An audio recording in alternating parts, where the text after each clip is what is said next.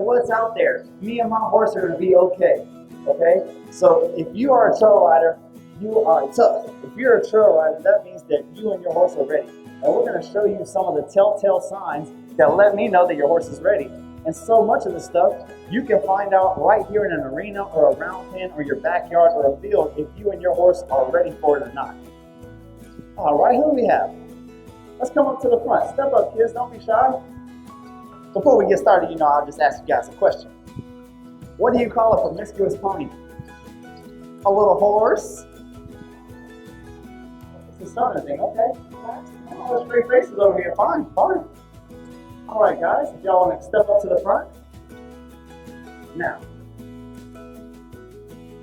out of you two, who do you think has the more sensitive of the two horses? Plain, pretty, relax, and chill? Yes. Okay. Do you mind if I borrow her for a moment and go through a little bit of groundwork? Okay, perfect. I'm just going to go through a couple steps here. So, we are already acquainted. This is Miss Anna Flame. Your horse's name? Ophelia. Okay, and what are you looking to gain out of today? What are your problems that you're having? Not walking. Okay. And she's That's the biggest one. okay. Perfect. But she's kind of skittish around things. Perfect. Okay. Pasofino. And Okay. Perfect. So I was born and raised in Pasofinos. My father was a legend in the breed, and he spent his whole career competing at the highest levels, and that's what I did growing up. So we're accustomed to working with the most sensitive of horses, and a lot of times the hot horses, the Pasos, the Arabians, the Saddlebreds, the Tennessee Walkers, they get a bad rep because they say, oh my gosh, they're crazy. And so much of that is the education that's out there and available today in the horse industry. All the big time educators come from cold, lazy horses. And the idea or the punchline is to wear them out to get what you want. Well, round pin them until they want to do. Run them until they want to walk. Spin them in a circle until they give up. That is the equivalent of getting a marathon runner and saying, you've been a bad boy, run a lap. Well, he's going to run a lap and laugh at you at the same time. So growing up with the Pasos, to get them to walk or to give or to do, we couldn't wear this young lady out to get what we want. Or by the end of the week, she would wear us out trying to wear her out. So if we lunged her and it took 30 minutes to get her to walk, well, tomorrow would be 45 minutes. By the end of the week, it'd take 2 hours, and we'd be tired of lunging her. So everything that we're going to do with this sensitive horse to get her trail ready and to see if we're ready to be on the trail, we're going to do it from cold. Okay? We're just going to start, and this is very similar. We gave a topic earlier about sensitive horses. This goes right along the same lines. Okay? We're going to start in kindergarten, and we're going to keep her outside of our bubble, because if we were the alpha mare, she wouldn't pop our bubble unless we invited her in. So what I want is, remember, this is not your pet. This is your dog that does obedience, and we want her to respect you, right? I want her outside of your arm's reach unless you invite her in. Now, what I'm going to do to gain her respect and demand her respect is I'm going to walk off, and when she's not expecting it, I'm going to about face. The next thing I'm going to do is ask her to back up. Perfect. And we're going to do it again. So this horse has been on the saddle, has been trained, has been going on the trail. So leading is nothing to her. So many times when we're leading a horse, the horse is like, oh, I've done this 1,000 times. And they're looking at the birds and the bees and the other horses and their friends, and they're not paying attention to you. I want you to give them a reason to pay attention to you. If I can't obtain her respect and attention from the ground, I'm not going to be able to get it in the saddle. So I'm going to ask her to do some things that are going to make her uncomfortable today. Well, I want to make for certain that I can gain her respect and her undivided attention here from the ground. It's almost irrelevant how a horse treats you in the saddle. But Michael, my horse tries to kill me. Understand something. What happens in the saddle is unnatural. You never see a lion riding a zebra across the Sahara unless they're going to eat them. So how a horse communicates on the saddle really doesn't matter. How they treat you on the ground is how they really feel about you. It bothers me to hear that the horse is, oh, my horse is good on the saddle, but on the ground, he's a buffoon, he's very disrespectful. That means that horse really doesn't respect you to start with, and he's going along on the trail because he wants to. But the day that he doesn't, you'll find out. So, she's showing us respect, she's backing up easy, no physical pressure. The next thing that we're going to do So we're gonna go to first grade. And this is where we really hone in on this attention, which is gonna be very important for us when we ask her to do certain jobs. I'm gonna look directly at her eye and ear, and we lunge every horse that we don't know, because assumption is the fatherhood of error. But the way that we lunge is gonna revolutionize the horse industry. We've been doing this wrong for centuries. Any prize fighter that's about to get into a fight, they warm up on the mitts, they jump rope, they get hot and sweaty, for the simple reason that when they go in that octagon, if they go in that ring, if they're hot and sweaty, they can take a punch and keep going. If they are cold and get slapped, their body's gonna freeze up and then they'll get pummeled. Well, for horses, we've been doing it backwards for centuries. We get the horse hot and sweaty, this 1,000-pound animal, get their adrenaline up and their lungs pumping and breathing hard, and now we try to educate them. Imagine if you guys ran around this whole facility running away from a bear, and then I set you down and try to teach you some algebra, and you're trying to breathe hard. It's not gonna happen. I gotta have your respect. The next thing I gotta do is have you calm and quiet and listening. So many of the times when things get out of hand and we can't get their attention, it's because they're not with us, they're breathing too hard, their adrenaline's too high. I'm simply gonna ask her to walk off. Point her off, just like this. And what I wanna see is two things. That she keeps her eyes and ears on me, no matter if there's scary things over there, no matter if there's a big crowd, no matter if there's noise going on. And just like a dog on a leash, when the dog looks away or tries to chase the cat, you say, "Hey," and you pull on the leash. I'm gonna do the same thing. If she looks away from me for any reason, "Hey," very quickly, I'm giving her a reason to pay attention.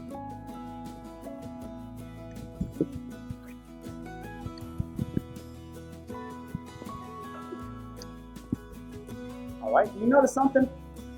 To one side, to her left side, she gave and bent and was soft and easy.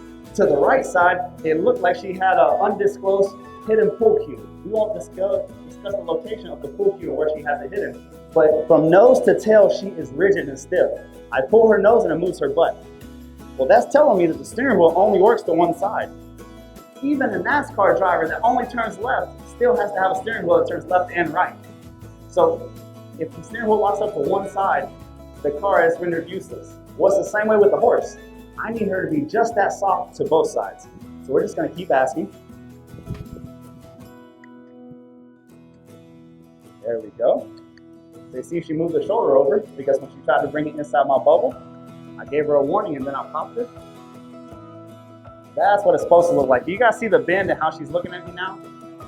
You don't want a straight, rigid horse. If the horse doesn't have a steering wheel, whenever you're on the ground, I'm telling you guys, there's no magic pixie dust in your keister that's gonna sprinkle out on that saddle and you swing your leg over. It's gonna make it happen. If it doesn't work on the ground, it's not gonna work in the saddle.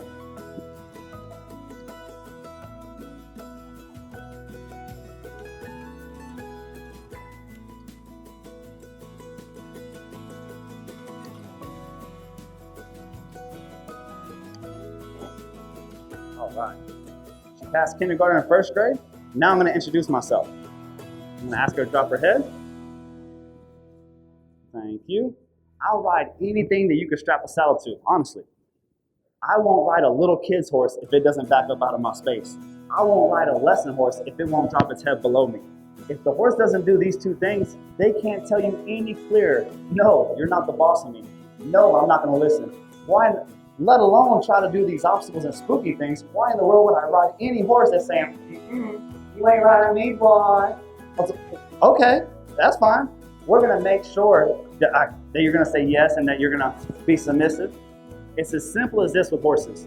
The first, you put this mare into a group of horses, the first thing she's gonna do is go up and smell other horses. Then they're immediately gonna take off running, bucking, and kicking. When they do this, they're deciding who's on top of the totem pole. And whether it takes 20 minutes or 2 days, they're gonna keep squabbling and kicking and biting and fussing until they figure it out. As soon as they figure out the anarchy of who's on top, who's the alpha, who's the beta, then things are gonna get quiet and they're gonna do their favorite job, eating your money, getting fatter. So that's the first thing that I wanna do with them. Now that I get past that, and I've introduced myself to her, the first thing I'm gonna teach her how to do is how to freeze. So I'm gonna look to make her uncomfortable, and the only place she gets a release is freezing. If she didn't have the saddle on, I will sense prep. Since she does have a saddle on, I'm gonna flank her. I see that she has a little ribbon there. That's adorable. So right here, this is making her uncomfortable. I'm gonna grab her back legs. Notice how I have about a foot of rein in my halter. The reason that I did so much work to start with, I gained enough respect that I know she's not gonna run me over, and I haven't given her enough rein that she can turn her head away from me. She can kick, she can even try to cow kick. As long as I have her face pointed towards me, I have no fear of repercussion. I can get back here and bother her. As long as I have her face towards me, I'm not worried about the kick. Don't be mistaken, the same is not true with mules. They will look at you in the face and kick you in your mouth at the same time. But luckily for us, she's not a mule. So here, all we want to do is stand still.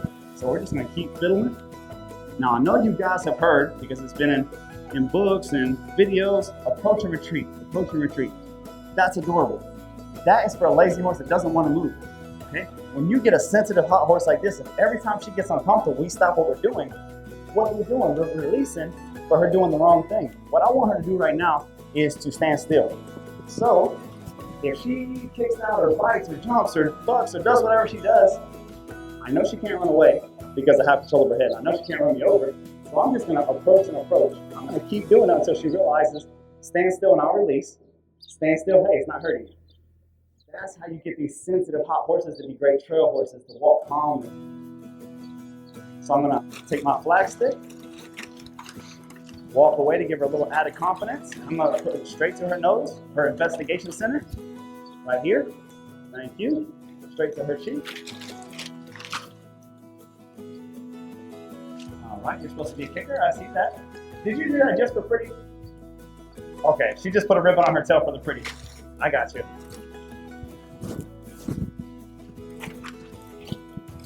So as a show trainer, as a kid, growing up, it was our job to do whatever it took to make the horse comfortable. So if I had to hold my breath, if I had to sit sideways, if I had to hold one hand here and one hand, whatever I had to do to make the horse steam train look good and win, that's what I would do. As a clinician, I do the exact opposite. I'm doing everything I can to poke her buttons and bother her and make her fussy and get her upset, because it's only when she resists can I fix her resistance. So I need to find what bothers her. The idea of a horse that's trained in the perfect environment or the ideal world. Does anybody here believe we live in the ideal world? Stuff happens, okay? It's not about what happens to you, it's how you deal with it that determines who you are.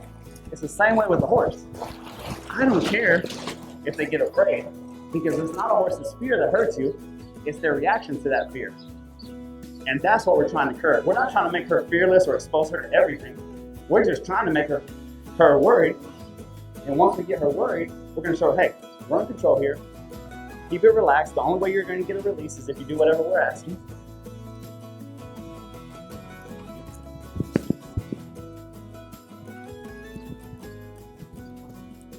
Guys, what you just saw here is my simple grade rule steps. I don't care if a horse is 3 or 30. I don't care if they've eaten somebody's children, put somebody in the hospital, if they're a pony or a Percheron. If they pass the test that you just saw me do with this horse, I'm riding. It's that simple. The funny thing is, a lot of times, you'll see horses that are never been ridden, and in 15 minutes they pass this because they take our leadership quickly. People go, oh, you're gonna ride the horse? You know he's never been ridden. He's wild. It's a Mustang. It's undomesticated. Well, they give me the green light, and I'm gonna move forward. On the other hand, if this horse right here would have taken the whole hour just to get to this point, well, guess what? It just takes the whole hour to get to this point. The more time you spend on the ground, the less time you spend on the ground. The fact that we moved through it fast is because she passed the test. But I was 100% committed as soon as the ink was on the contract to come here. Whatever horse you bring me, whatever level we have to take it to, I want to take it to another level. Because that's, at the end of the day, the difference maker. If a horse is willing to do something that makes you uncomfortable, well, if you don't do something about that, they're going to keep doing it. Oh, miniature stirrups. I love those. Oh. Perfect. First thing we're going to do is get up here and stand still. It's like a pre-flight check. I want to see if the horse will stand still for me. The next thing that I want to do is make sure the steering wheel works. So many times I hear people say, especially if they're confident on the ground, my horse is great on the ground, but when I get in the saddle, he's a completely different horse. If the horse is a different horse, in the saddle than he is on the ground, you're a different rider in the saddle than you are on the ground. You want to do your best. Every single thing that I've done on the ground so far there, I'm doing my very best to mirror what I'm going to do in the saddle. I want the same flexibility, I want the same stop, the same control, and I'm going to act the same. First thing I'm going to do is check my steering wheel. Notice, to check my steering wheel, I'm not going to lean down and over her. I'm going to bring the reins to me, pull her head around. Beautiful, very nice. All right, so she moved her feet, so I'm just going to keep flexing side to side. And all she has to do to pass this is give me her face one time to each side without moving her feet. So we'll just keep working here until she gives that. Notice what I'm not doing. I'm not stopping to get after her. I'm not picking a fight. I'm just saying, darling, we're gonna flex and we're gonna keep flexing until you flex.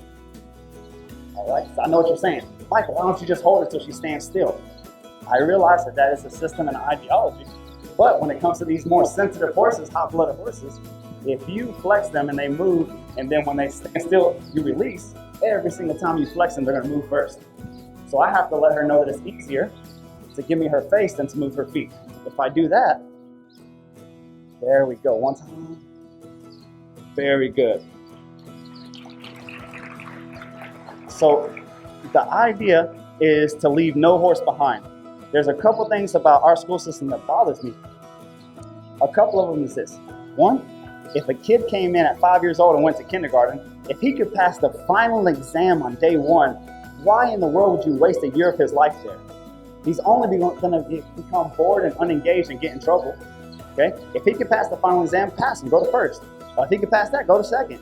Hey, I have nothing against a 9-year-old in college if they're ready for that. You know, if they're that smart. Because if not, you are going to have an unengaged student. It's the same way with the horse. I never want to be their limit. On the other side, the thing that bothers me is standardized tests. I have met plumbers and mechanics and people who, in the eyes of society, aren't geniuses, but you see them work their job and you can tell that they're a genius, right? You would think a fish dumb for his ability to climb a tree. A lot of times, if you give a horse a certain test and it fails horribly and you try to teach it and it just fails and fails and fails, it's not that it's dumb, it just can't pass that way.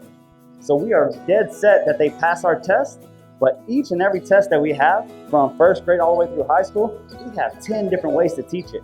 And we've traveled the world looking for different mentors and different disciplines and different ideologies to keep putting these tools in our toolbox, where if the horse doesn't walk or the horse doesn't back up from the ground, well, if I do it once or twice a certain way and I see that the horse isn't getting it, we'll change our approach and change our approach. But we're not leaving kindergarten until they pass.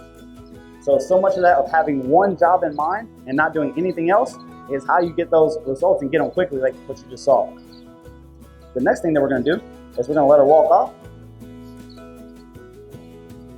Then we're going to come up here and we're going to grab the reins, extend our arms on the reins, and we're going to stop her.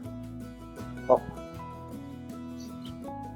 So you notice I extended my arms on the reins. The reason I did that, because even though she's a very fine mare, her head and neck is still a lot bigger than my hands and wrists. So if I just pull with my hands, she might stick her nose out and pull my hands away from me. Whereas if I extend my arms like this, oh, if she's going to pull on me, she's going to have to pull my whole body out of the seat to get the release without attachment. From the ground, the biggest, baddest, nastiest, toughest, man-eating horse, we get them backing up to gain their respect. That's where you start in the saddle. If I want to get this horse's respect, where they're really paying attention to my rider, stop him back, stop him back. A tumbleweed.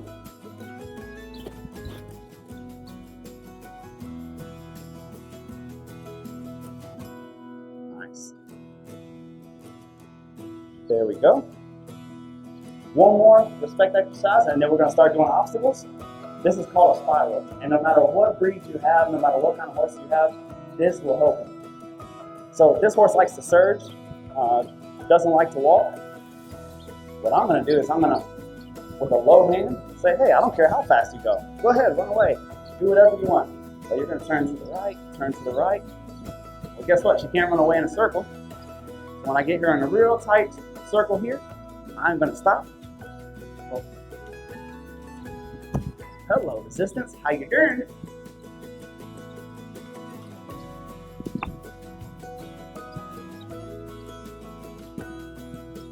There we go. I stopped crooked. I stopped crooked for a reason. Everybody wants to argue with a horse in a straight line, okay? My grandfather said, son, don't get in a piston match with a skunk. You'll lose. Don't get in a tug of war match with a horse, okay? Pulling on them, pulling in a straight line, even if you put a bigger bit, you pulling on them, pulling on you is a losing battle. When you take them away from center, remember, the only three things that they can do from the saddle is buck, run, and rear. All three things, they have to have their head locked out and centered. So if their strength is in a straight line, our ability to control them is to the left and the right. So you saw all that resistance of her throwing her head and doing all that stuff. That's what I'm looking for, is that resistance. Earlier on in my career, I spent my whole time with the horse in a clinic, desensitized and then putting tarps and bottles and everything on them. As I gotten older, I realized I can tarp and soccer ball and put the flag stick on any horse on this earth if I can control their head. If you take no other mantra away from this clinic, take this. Control the head, control the horse. The thing that controls this whole thing is the link between their ears. If we can control that, we can control this whole horse, get them to do what we want. Any problem that you guys can give me and shout out of the crowd, whether your horse is studdy or barn sour or buddy sour or rears or bucks or runs or does anything, I can tell you how that's just a symptom and how more control of it will fix it. If your horse is running away with you, the horse running away with you is not a problem. The fact that you can't stop it is the problem. Hey, your horse being buddy sour is not the issue. The fact that you can't stop them from looking this way and taking the steering wheel from you. All this is my steering wheel.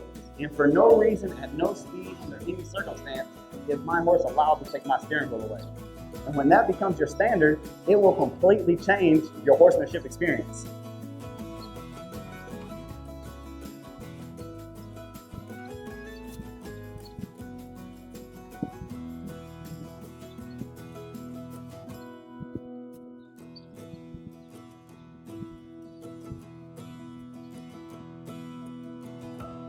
So I want you to know something. When the horse gets resistant, what happens? Same thing that happens to all of your horses. Your horses are out in the field, they're doing their favorite thing, head in the grass, getting fatter. The next thing you know, their head pops up, their nose pops out, and then they run off like a banshee, right? So have you noticed if I see a group of horses riding a drill team or folks on a trail ride, I can tell you what rider is gonna have problems just by looking at their head. That horse that has his head up in the air, up in the air, up in the air, that person's about to have problems because they don't have control of the steering wheel. And the higher the head goes, the more adrenaline that horse has. And the opposite is so, if I can get this horse to drop her head just by touching the reins, you're gonna have the ability to cut the motor off. Because when the pole drops below the withers, what happens is it releases an endorphin that kills adrenaline. That's why when horses relax, you see a Western pleasure horse, I mean, they're like zombies. They're going around, but they're dead to the world. Head down in the dirt. So that's what I want out of this horse. I want the ability to just touch these reins and say, excuse me, will you put your head down? Look how low my hands are and how high she wants to carry her head. So we're just gonna keep chipping away at her.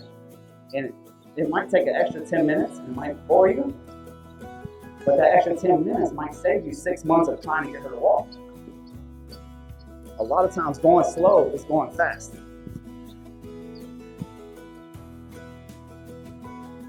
Now notice how low I have my hands. I look ridiculous, okay? But when I realized how working on a loose rein and being super exaggerated for a horse was obvious to a horse, and how being obvious to a horse made it clear, a lot of folks, they tell you whenever you're starting a horse, you gotta be patient, you gotta be patient. It's not patient. Guys, if you're doing something again and again and you are not seeing changes or differences or a horse trying, you're doing something wrong. The horse is not registering what you're trying. If you're doing something obvious enough to the horse, they're gonna give it a go, right? So I wanna see changes immediately. I don't try to fix the horse overnight, but I wanna see huge gaps where they're trying. Now you see all of a sudden that horse is dropping his head and looking to get away from my pressure. Look how this horse is more worried about my pressure now than walking fast or going forward. There we go.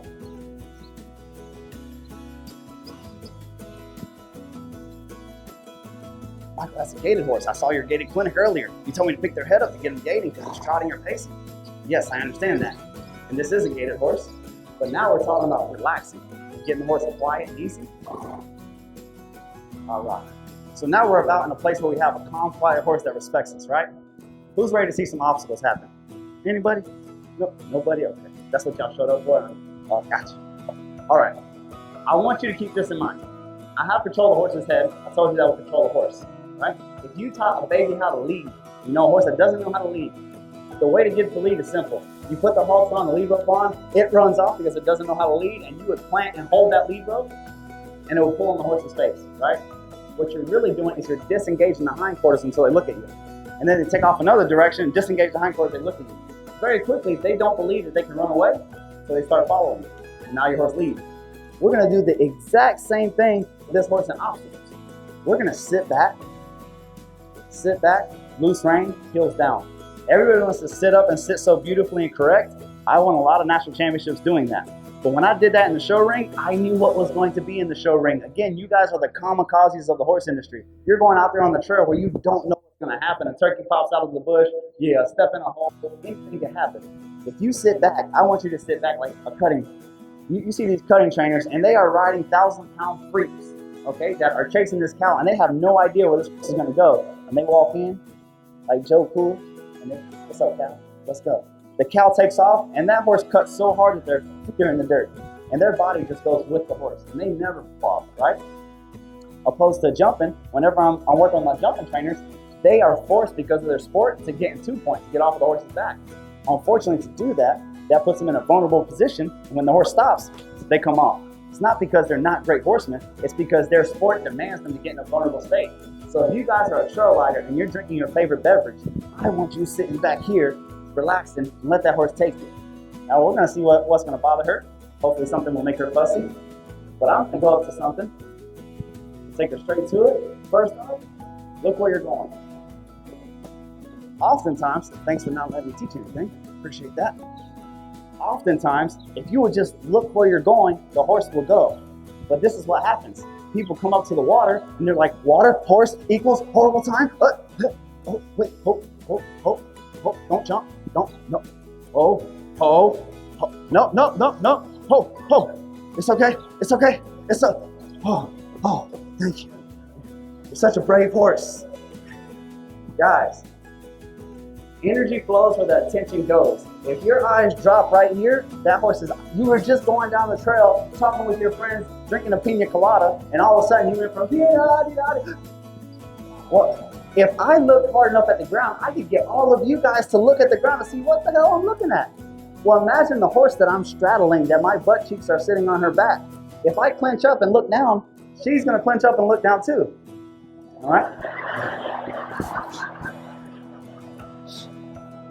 All right, so I want you to think about this when it comes to obstacles. The smaller the obstacle, the harder it is. It's easier to get a horse into a lake than a puddle, okay? And so much of that is for the mental pressure that you can apply to the horse. It's not a physical thing, it's mental. We want to paint them a picture of, hey, the only way to get this done is to do whatever we're asking. And we're going to continue to face up. So whenever we ask her to go through something, if she makes a movement she has all the freedom to, right? She gets a little worried, surges through, that's what we're going to do. A lot of folks, when a horse is coming through an obstacle and they are going to surge because they're uncomfortable, we shut them down. But you have to understand, horses are like men, they have selective hearing, okay? If you say, ho, don't surge, the horse said, you said ho? Okay, I won't go. And now you have the horse shut down. So if you have the horse and you're about to go through something sketchy, give them the freedom to go. If they look down, let them. If they're going to go fast, let them. It's easy to sit a horse that's going in a straight line fast. What's hard is riding a squirrel that's jumping back and forth. Remember, many an indecisive squirrel lay flat on the road. I want to make sure that if this horse surges through the water, I one rein, disengage the hindquarters. Well, it's not going to run back because it's already scared of what we just went through. Give it the freedom again, it goes through. I said, I always wait till my horse commits before I try to slow them down. And now I'll have that horse rating and going slow because it's going to be more worried about the rollback on the other side of the obstacle than it is going fast through it. So whenever we're trying to slow it down for the obstacles, once you know for a fact that that horse will commit, then you can start slowing it down. But if your horse isn't committed to doing an obstacle, don't start slowing it down or you're going to have problems. One of my favorite obstacles is the soccer ball. I like the soccer ball because it's small. You can always go around it. It's safe for you and your horse. It's great by yourself. even better with friends. Because one thing is when they're chasing it and they get brave. Another thing is when somebody else bounces it towards you and now it's chasing them. Horses are always brave when whatever they're chasing is scared. But when it comes their way, they're not too happy about that. And it really shows you how to gain your balance without thinking so hard.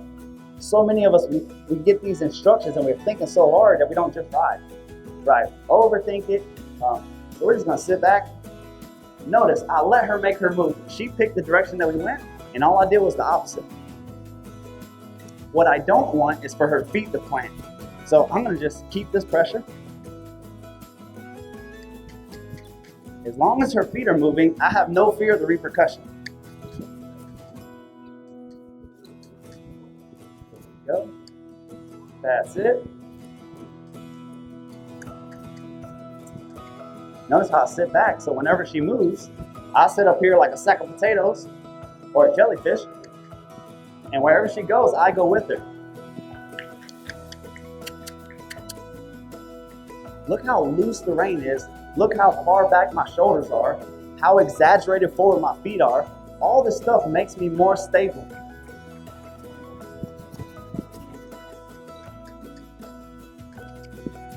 And notice every time she pushes it, she gets more confident.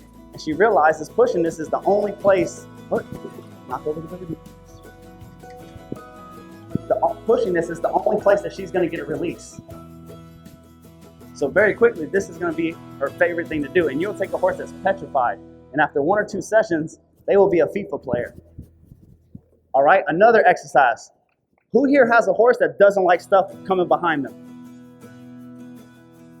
Right? All right, check this out. What I want to do is this. I have a fence line, I have my soccer ball. I'm going to push this. We're going to push this. I'm sorry, didn't mean to leave you out. Push it down, then I'm going to pass it. She's scared, it's behind her, 1 ring stop. Right back towards it. Get it going forward, pass it, disengage. Guys, if you control the front of the horse and the back of the horse, they have very little say about where the middle goes. They're going to have a hard time running away with you if they can't control that, right? So that's the exercise that we're trying, is that they don't just take you and you can't control their head. The only horse that can take you is the horse that can lock up its head. So if every time they get scared of no matter what they're getting afraid of, you can face them back up to their fear, number 1, that's going to shut them down from going fast. And number 2, very quickly, they're going to think making their own decision is not an option. If you can do this, you can get a horse over any obstacle. And for me personally, the more sensitive and sketchy a horse is, the better obstacle horse they make, because it's so easy to create pressure. Right? To pressure her is so easy. Every form of transportation has its form of gas, fuel. If you drive a truck, you use diesel. If you use a car, you have gas. If you have a bicycle, you pedal. Well, if you have a lazy horse, you have to pedal. You have to spur, push, kick. If you have a sensitive horse, just their fear and you guiding them back and forth is all the pressure they need to give them mental pressure to give the effort. Right? So this is not a curse, it's a blessing. Does that make sense? You with me? Show me how it's done. So she's cheating because she's a competitor in the trail obstacle challenges, but we want to see it.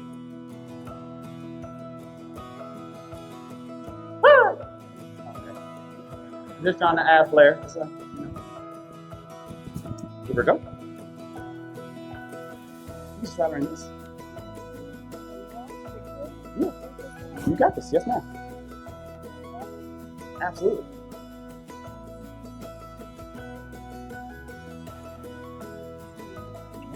All right. Okay. Perfect. Let's walk over there.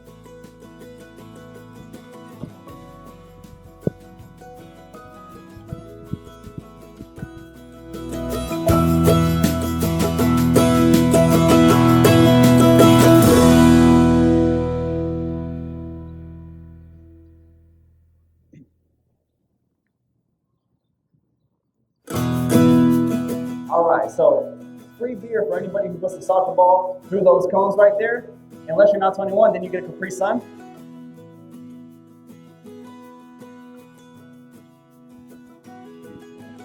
All right. All right, first things first, let's discuss a little trail etiquette and posture, okay? Now, I go around the world. I've been blessed to have this awesome career where I go and help people all the time. One of the biggest two problems that we have is everybody wants to sit forward and grab too much rein.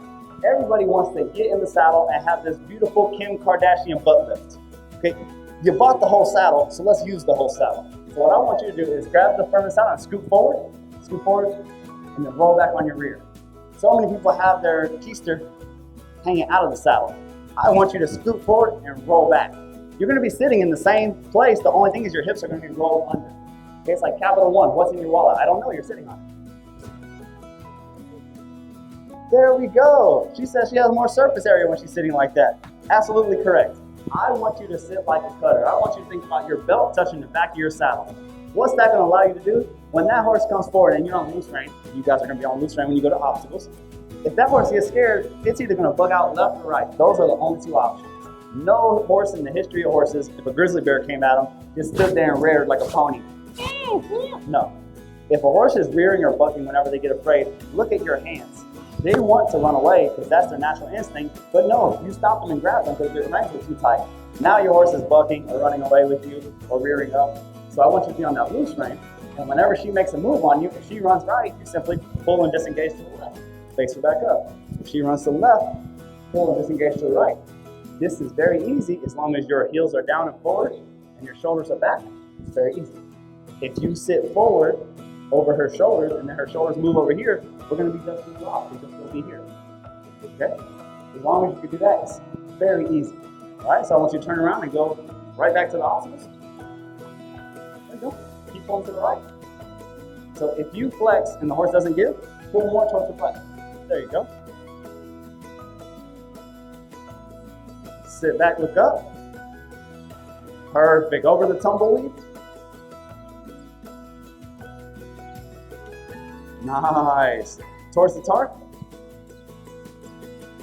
All right. Gather up. Hold back. There you go. Turn it back to the tarp.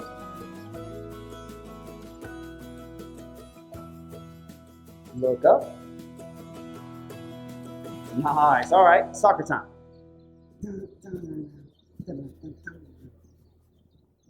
All right. Sit back. Look up.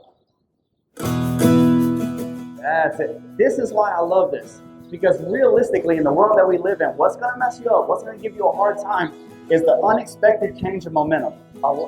People get hurt on trained horses. Very few people among us, you see a wild horse that's snarling and running and you can't put a halt on it, give me that one. That's the one I want to ride. Most people get hurt on a trained horse. And what happens is there's a sudden change of momentum. That horse comes here, looks at the tumbleweed, makes a step, looks at the shadow and stops. And that little change of momentum puts your shoulders in front of your hips and your heels come behind your hips. This throws off your equilibrium. When that happens, your brain goes into survival mode and it says, cover your organs. Well, whenever you fall up into this fetal position, the horse is free to do whatever it wants and it has a spazzing out spider monkey on its back, cling to its neck. Okay? So what you want to do to override that is to sit back and relax so you can keep your mind clear.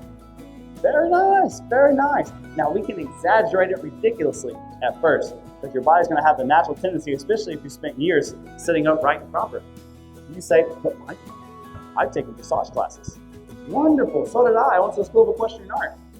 Those amazing Olympian riders, they know exactly what's gonna happen in the arena that they're going to. They know exactly the footing, exactly the speed, they know everything that's gonna happen.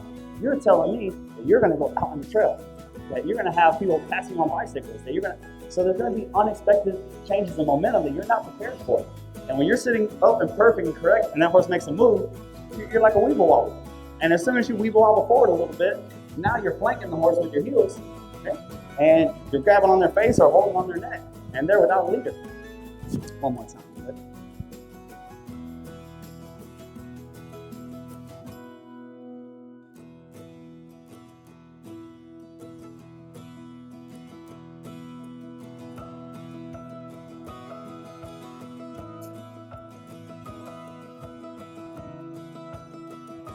All right, so another thing that gets asked a lot in the trail competitions, does your horse have a side pass? Yes? Let's see it.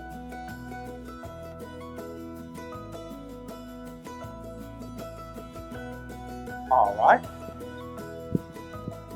Perfect. Just when you thought it was all good. Come over here. Do it for the folks. And I'm going to give you an obstacle. So a side pass is a very common thing. And for those of you who don't know what that is, basically you come to a trail competition, you have to straddle this pole and side pass all the way over. You got this. So what I want you to know, she's doing it great. Look how she's sitting as if she was riding that horse forward. Great job. Can we give her a round of applause right there? Very nice. She did everything right, and again, annoyingly didn't give me anything to fix. What most people do that mess it up is they have a horse that side passes, right? And then when they come here, just like an obstacle, they look down. I did the Extreme Mustang Makeover in Jacksonville, Florida, and we had several people that had amazing side passes outside in the arena. But when they went inside and they put a white line on the ground, their eyes dropped here and they looked down, and then the horse is like, what the hell are you doing there? And then they go backwards and sideways and don't know. So when you're side passing, just like she did a great example. Sit back, look up as if you're riding the horse straight. Your hands don't allow the horse to go forward. One leg is open, one leg is on them. The only place for that horse to get a release is moving here to the side. Does that make sense? You did great, well, no makes sense to you. You're a master at this. How about you? Do you have a side pass? All right. Well, how about we help you obtain your side pass? Okay. You want me to show you a trick? Bring her over here to the fence. All right. So you just saw what the finished result. If it was in the definition in the book, they would have a picture of these two. Now, these two young ladies are going to come over here and show us how we begin it, how we start it. Now, usually what I want to see is that you can disengage the hindquarters. So I just want you to reach down and grab this rein. Okay, sit back, bring her face towards her butt. Disengage her just like that. Pull her face towards her butt, one, up higher. All right, so we're trying to disengage her hindquarters or move her butt, like I like to say. You see how you're here? I want you to grab more rein. Pick up and over. All right, stop. So a lot of folks, they'll get a horse and it's flexible, right? And they'll try to do a one rein stop and the horse will bury its head here on their leg and keep running. This is called floating. If this happens, don't be afraid to pick this horse's head up and over, just like that. All of a sudden, something has to give, right? You only have to do that once or twice for her to say, oh, I better give lightly, right? So again, pick her face up and over towards the butt. There we go. Release. Very nice. One time to the other side. Release this side. Look at her butt on the right side. Look over your shoulder. All right, you see how she's inside your leg? There we go. And the higher you bring her head, the more that's going to freeze up and isolate her shoulder, so it's just her butt moving. Usually we have to break it down. Fortunately, we don't have time today, but we want to have control of her head, her shoulders, her hindquarters. Right now, I know you have her head and her hindquarters, and we're going to give this a go. Are you ready? So this is what we're going to do. We have her walking this way, and all of a sudden, you're going to put your right leg on her and start facing her towards the fence. Forward to the right, forward to the right. Keep your right leg on. Nope. More to the left. Forward to the left. There you go. Keep her. We're going to go this way, away from you. So let her walk to the left. Let her walk to the left. Perfect. Let her walk. That's it. Let her walk to the left again. To the left. That left. The other left. Sit back. Look up. So she already knows how to walk on the rail, right? So little by little, you're just going to turn her here. And then every time she tries to shut down, keep her walking forward. It's okay for it to be ugly to start, okay? Especially if you're having a little difficulty with the horse. But what that's doing is already letting her know which way we want to go. The only thing we're starting to change is when we pull her face towards the fence, it moves her butt out. Same thing here. I want you see how you're letting her face turn this way? We're going to go this way now.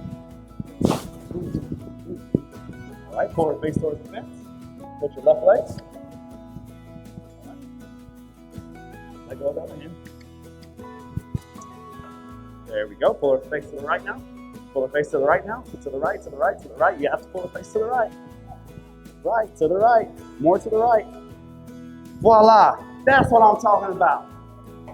All right, so that's very difficult. What you guys don't understand, she just went through mental warfare. Mental warfare is this. You're asking the horse to do something and it does anything other than what you're asking. You think, uh-oh, we're in trouble. Your body is screaming, stop, let go, stop. If you let go and stop, then they get a release at the wrong time. The way that she was just able to stick with it, as soon as the horse made the change, you released. So the easiest way to get this side pass, you already have the hindquarters in the head. You're walking here, I start turning her head to the left. If she gets overturned to the left, pull to the right and keep that motion this way going. Very quickly, she's not gonna want the adjustments. So the second you put a leg on her, she's gonna move right over, okay? And that's gonna be the easiest and simplest way that takes the least amount of feel and the least amount of touch to get that side pass. And that moves from the wall, away from the wall, to an obstacle like that. So much. Guys, thank you so much for showing up to the clinic. We only have a couple minutes left. Hey guys, thank you so much for watching our video. Make sure to get in the comments below and give us your feedback. Let us know what all problems you're having, if you're having any problems with the steps, if there's more videos or problems that you would like to see. We just want to better help you bond with your horse and help fix some of your equine problems and reach your equine goals.